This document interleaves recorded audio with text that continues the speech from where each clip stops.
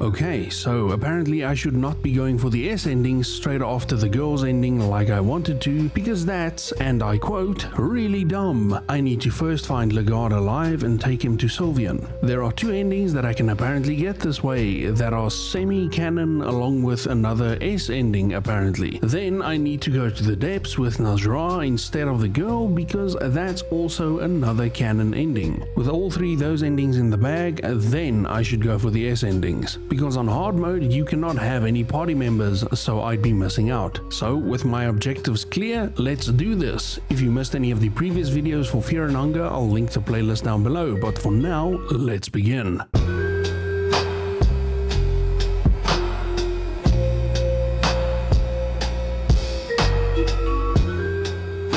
As promised, I will start with Enki because I don't know what he's really about, besides being emo of course. I go on terror and starvation mode again because, like I mentioned the first time, I'm not a baby. A lot of you said that I had made a mistake with choosing that difficulty, but I managed it and I appreciate the difficulty that goes along with it. So yeah, I think I'm going samesies.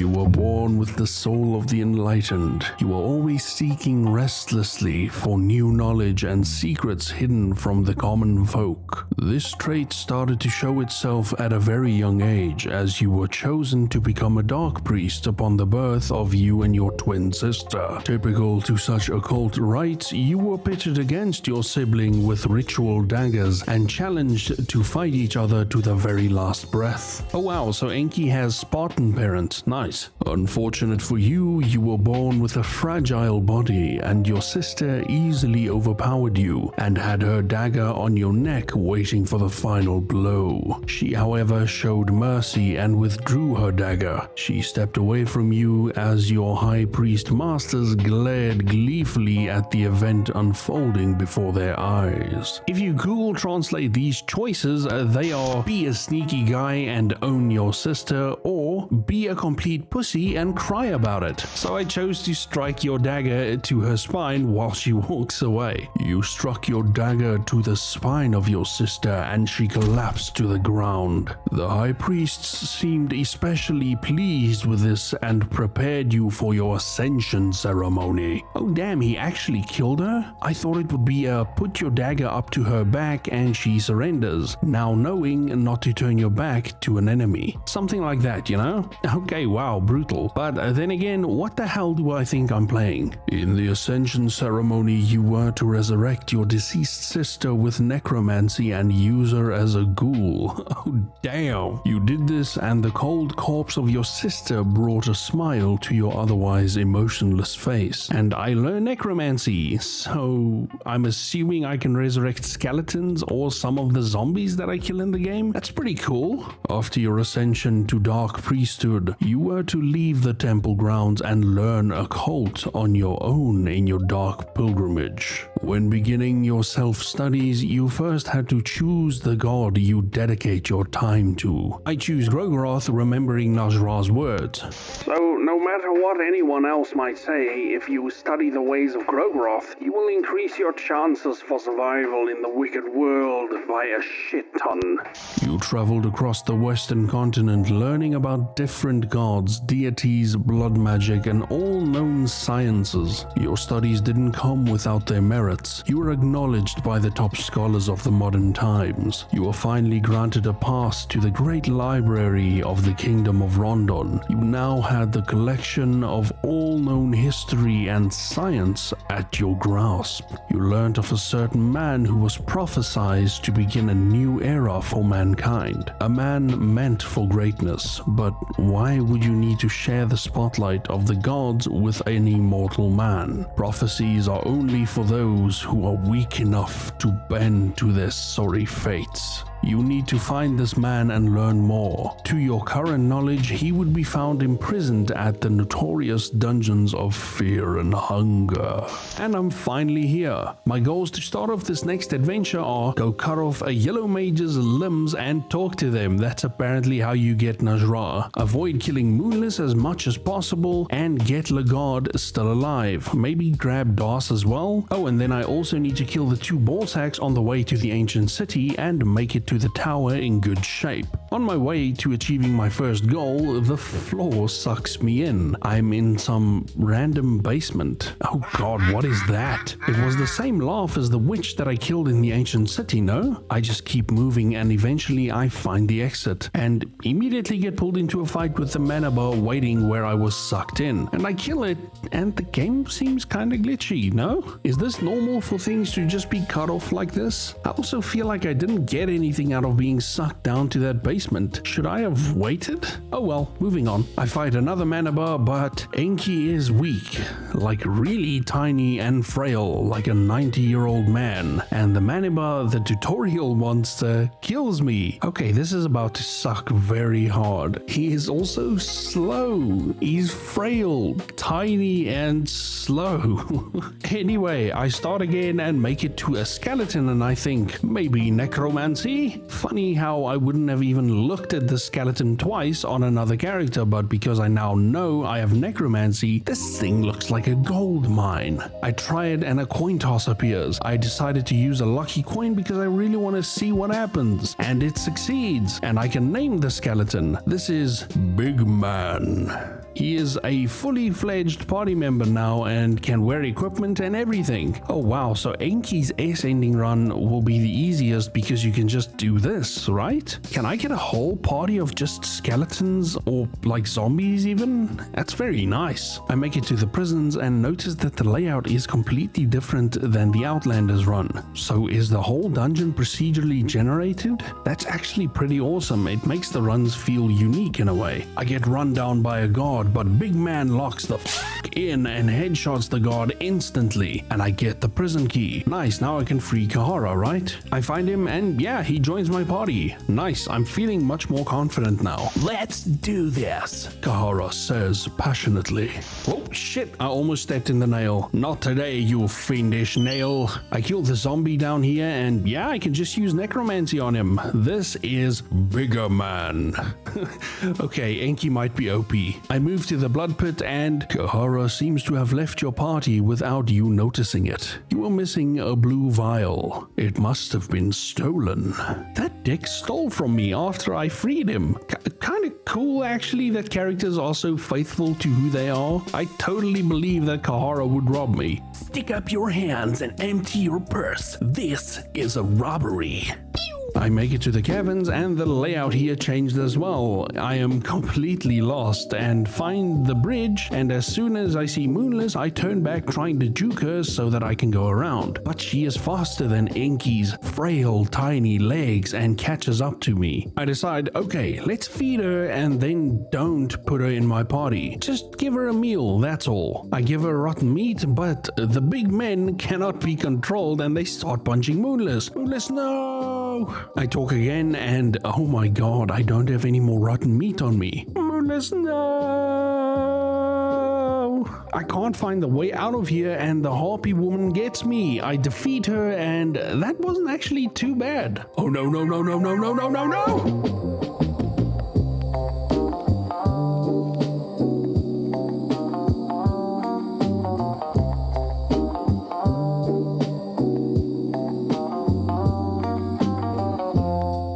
Okay, I start again. This time I'm gonna ignore Kahara, and I die again.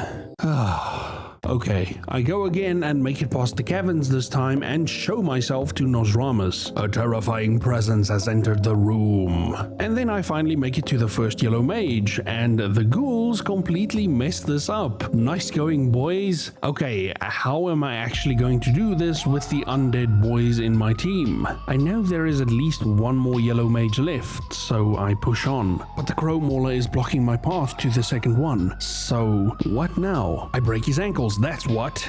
Stupid pigeon. I make it to the caves and get DOS and head for the second yellow mage. And yeah, this is impossible with the undead boys. They are just ruining it. Yeah, I think I'm gonna leave Enki for the S ending. Or else I just need to not use necromancy. But At that point, why bother? So I go ahead and choose Sahara from the south. Oh yeah, Kahara with this dash ability feels way better to play. I make it to the first safe save easily, and now I can truly begin. And oh yeah, I forgot I can actually just go through the thicket and get Legarde quick, right? That's probably the better plan. So I go and completely smash off Tortua's face, save Buckman, and nice, I got a crafting book again. Now I can make some torches. Yeah, this is going way better. I still don't understand what these doors are for. While just exploring and looting, I do see the girl, and this feels awful, but there is just no room in my party for her this run. Terribly sorry, but you will apparently ruin the ending in the God of the Depths area. I fail a lucky coin attempt, super cool as always, and then I use the mocha book that I looted earlier to open the bookcase. And here is where I find Ragnvaldr. Nice, I was actually wondering where to find the legend. Hold it. I see. Seems like you still retain your sanity. In a way, it's reassuring to see that I'm not completely alone here. Tell me, are you evil? I wanted so badly to say yes, but I didn't want to fight him and have to kill him, so I say no. Only time will tell. You'd be surprised what you are truly capable of once you stay here long enough. But your presence here just means these dungeons will claim one more victim, and the evil residing here will grow that much stronger. If I were you, I'd try to escape these ancient walls by any means necessary. For your sake, I hope our paths don't cross again here.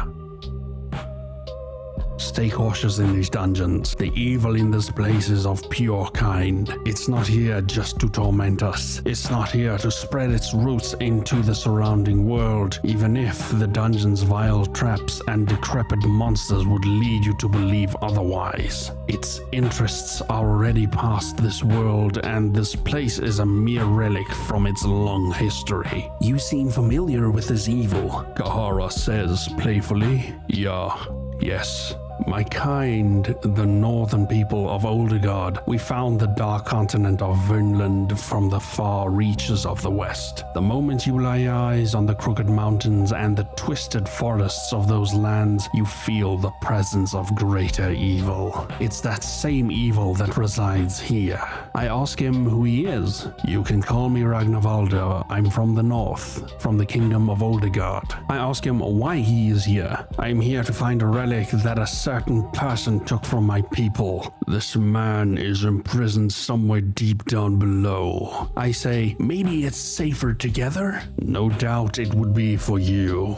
But for the time being, I won't be traveling with you. Oh, he doesn't join me. That sucks. Okay, let's keep moving. I enter the thicket. I find the sword, run from the ghost man, and go down a level so that I can get to the ball sack and make it to Legarde. A nice 2-for-1 deal. Oh wait, Ragnvaldr is also in the thicket. Oh, so he was coming this way. Oh, you again. You're still alive? Such a bro. I guess I misjudged you previously. This place is truly curious, isn't it? They say these are the intestines of the God of the Depths. That means we are inside an older god. Nice. That's pretty gross. He is not a well-known god, as he is mostly worshipped by those who are forsaken and forgotten. His people often shy away from light and prefer the darker corners of the earth. You've seen the cave dwellers yet? They prove my point quite well. The God of the Depths is responsible for the layout of these dungeons. He is ever changing his shape to challenge the visitors. Oh wow, that's awesome. An in-game lore reason why the dungeon is procedural. That's a really cool explanation. I'd try to please him. Hold on now. If I were to delve deeper. Hold on now, my boy. I talk to him a bit more and then he joins my party. Awesome, we got the boy to join up with the party. That's amazing. I make my way down more and I get to the first ball sack and destroy it, and then I get cornered by a mumbler and the bell ringer. We kill it pretty easily, but it's pretty annoying to fight these things because they poison you if they die. But yeah, it's not the worst. I make it out of the thicket and we are now in the catacombs. I massacre the second ball sack and move to Legarde. This is actually going so smooth. The crow mauler comes smashing through the wall, but I evade it relatively easily. That scared the shit out of me. I exit the room and come back to see if that makes him go away, and it does. Nice. Outplayed again, pigeon. I'm gonna try and kill him pretty soon. I make it to Legarde's cell, and yeah, he's still alive. This is the man you came here for. Your journey has finally led you to this meeting. He's still alive, just barely. Ragnvaldr seems unusually tense. He squeezes his arms into tight fists. You can almost feel the murderous intent radiating from him. You notice Ragnvaldr giving you a brief look. He seems to notice your cautious feelings. Ragnvaldr gives you a faint smile. This takes you by surprise, but it also comforts you. Seems like whatever grudge he has with this man can wait for another day. You try waking him up. The man gets up. Now that you see him better, you realize his body has gone through an intense torture with different scars and marks filling out his skinny torso. His gaunt cheeks and distant eyes only strengthen the idea that this man has seen hell and survived it. What? I can't remember a thing. I ask him if he remembers who he is. Legarde. That's my name, I think. I don't remember anything besides my name. I seem to have amnesia. Ragnvaldr seems suspicious of Legarde. It's not necessarily amnesia. It could be possible that your mind is blocking out recent traumatizing events. Yeah, maybe you are right. I don't want to stay here. That much I know for certain, but I feel pretty weak. Do you think I could join your party for the time being? I say yes, and Legarde joins the party. It's an honor. Okay, now it's time to get the Cube of the Depths and the Yellow Mage stuff done, while not killing Moonless. This time I juke her pretty well, and she lets me go. Good girl. Okay, I get to the Yellow Mage and the fight starts, and I quickly delimb the Yellow Mage and start talking to him. I ask him which gods does he serve. I channel destruction, so isn't it obvious? I know that's Grogroth, so I answer Grogroth. Correct. You were not completely misguided. Okay, nothing happened. I try to talk again, and this time I get a new option to pop up. Can you teach me about Grogroth? I am not on a level to pass on knowledge of such matters. Seek out my master Nas'hrah of the East if you desire to learn more. Ah, nice. Okay, here we go. Here, if you survive my blood magic, show this talisman to my master and show great humility. He might just listen to you. And he gives me an eclipse talisman. Nice. So I need to show him great humility. So basically be like super nice to him no matter what? Okay, sure. I also want to see the interaction with Das once I have Legarde. Legarde? Oh my god, you're still alive. Do I know you? Wow, that's harsh. What do you mean? It's me, Das. Sorry, I can't remember a thing. I'm a part of your army? The Knight of the Midnight Sun? Ring any bells? Sorry. Das faces you. Where did you meet? I say, I found him imprisoned. Ah, I see. I'm glad you helped him out. I knew the Kingdom of Rondon kept him here. He was sentenced to death, so I hurried in after him as fast as possible. Listen, I've promised to protect him with my life, just as he has done for me in the past. I want to join your party. And she almost forcefully joins my party because he is in it. Great. I will be a valuable asset to your party. Rest assured. Nice. I got a strong party now at least.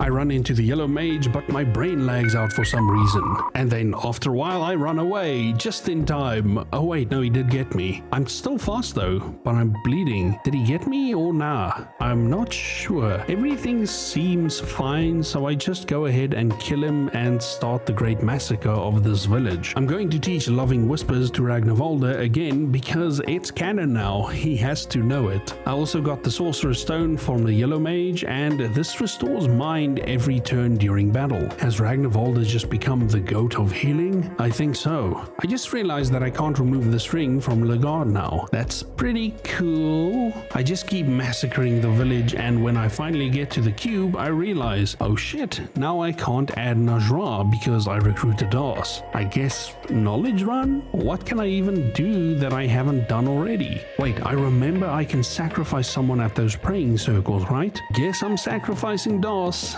Sorry, DOS. I find the Ring of Wraiths as well, and after the slaughter I make it to the hole again, and I remember the rope is where that kid is, so I go and grab it quick. I encounter Moonless and feed her the right amount of rotten meat this time, and then set her free with a full belly. I'm so glad it went better this time. Okay, now it's time to sacrifice DOS. Wait, there's a show love option here, so let's show her love first. Yes, let's do this. Oh no, what's happening? But please, be gentle. I have not laid with anyone before. Oh, that's not the love that I thought. I genuinely thought it might start with something like a kiss or a hug between bros, you know?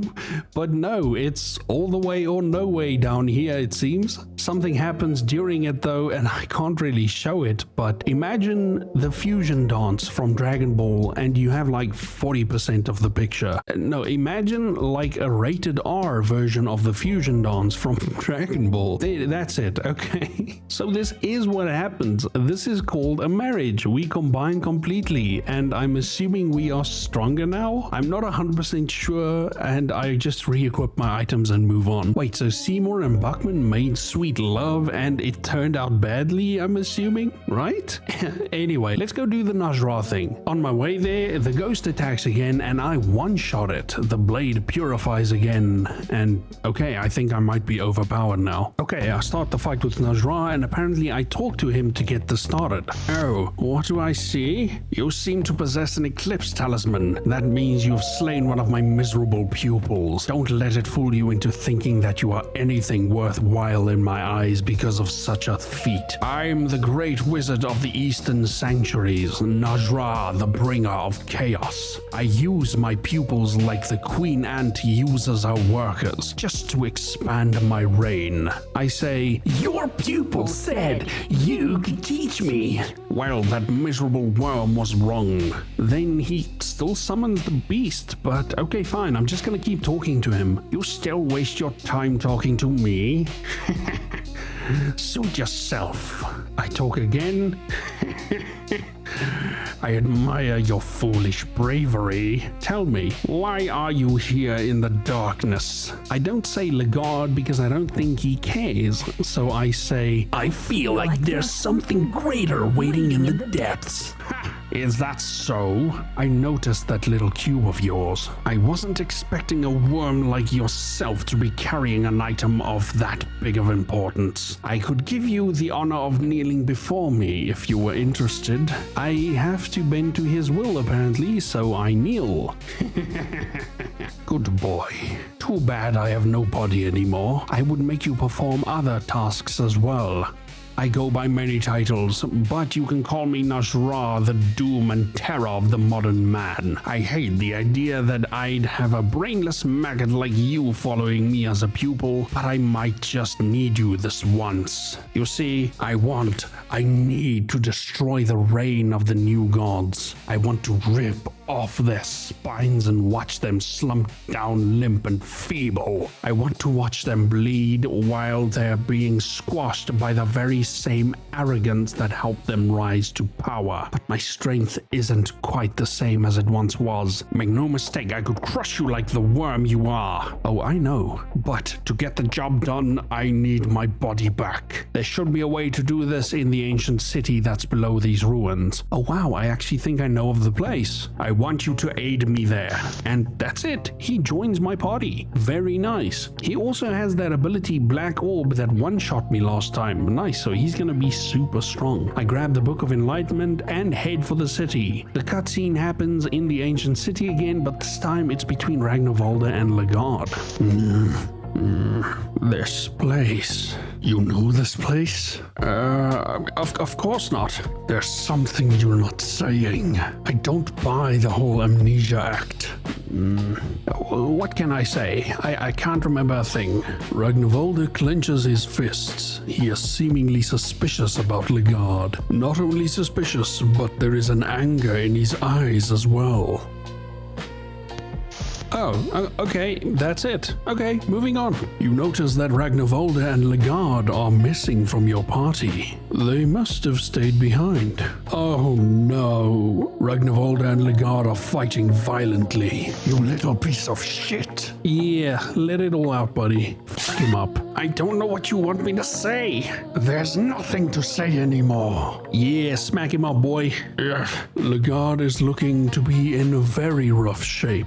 Oh shit, like dying rough shape or just beat up? Either way, I stop the fight. Stop the fight! You do not understand the things this man is capable of. You do not understand what he is responsible for. I will have my revenge. He must die. Oh damn, it's getting way too serious. I understand his hatred though. It's completely understandable, but I tell him to stop regardless because we still need Legarde. Once we are out of the dungeon, yeah, kill him, I don't care. I got nothing against you, but I will hold no remorse in killing you too on my path of vengeance. I made a promise long ago, and I will become the god of ultra-violence if that's what it takes to keep it. The god of ultra-violence? Sounds ultra sick, bro. Oh damn, we actually enter battle.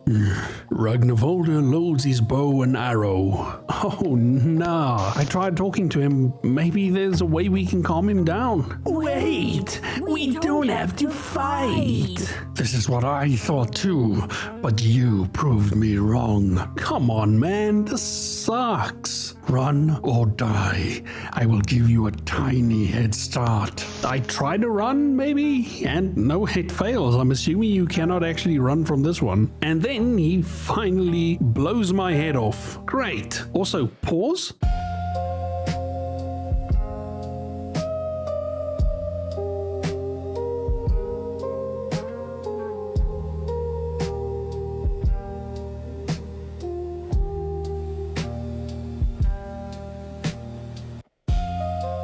I try again. I'm gonna try and approach it differently this time. Okay, Legarde's skull seems to be cracked. Wow, this guy needs to enter the UFC. I try again, but I'm not sure that you can have both in your party at all. Maybe if I make Ragnvaldr insane by healing all of us with his ability and getting his sanity low, he will leave the party temporarily? Maybe? I walk around for a long time in the dark and nothing. So I just have to get rid of Ragnvaldr. That's kind of shitty. Also, he is my healer.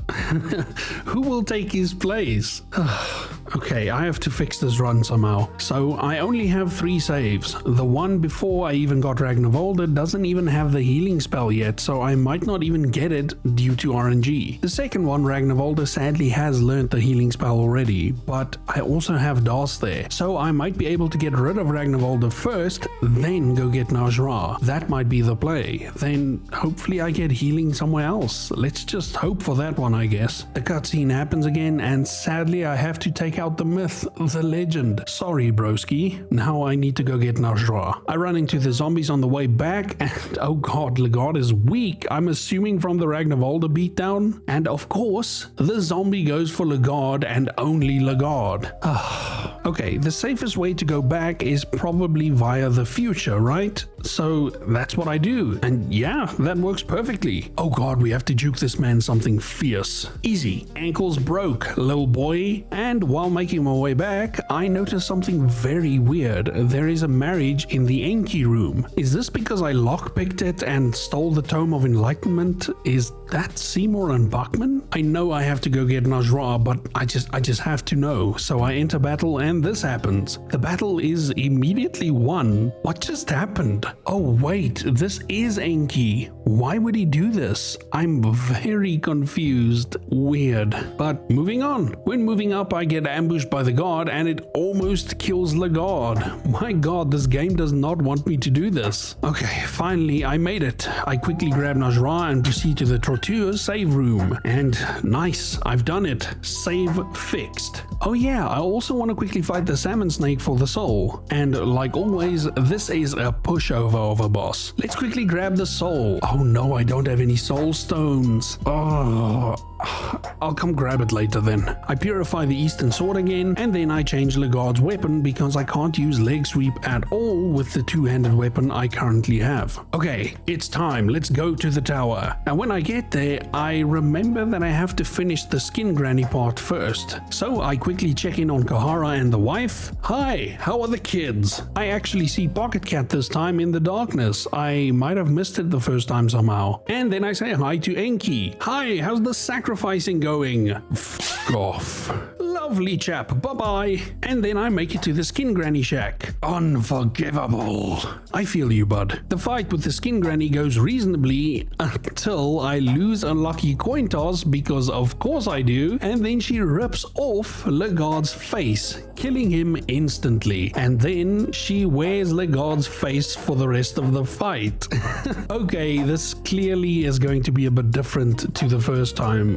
That is so brutal. And look at how terrifying she looks. The skin granny has a new mask. Nightmare fuel. Anyway, she tackles Kahara to death, and that's where I'm going to leave this episode. These endings will probably all be two-parters unless the run goes extremely well, but as you saw, there was a lot of adjusting that I had to do here. I really hope you guys enjoyed, and be on the lookout for some bonus videos coming very, very soon. Fear and Hunger will still continue as normal, but please just give these other videos a chance as well. If you love these Fear and Hunger videos, I promise you will most likely love the other stuff I make as well. Thanks for all the support, and thank you very much to the channel members. I really do appreciate all the support I get, and you all have a spoopy day. Until next time, cheers.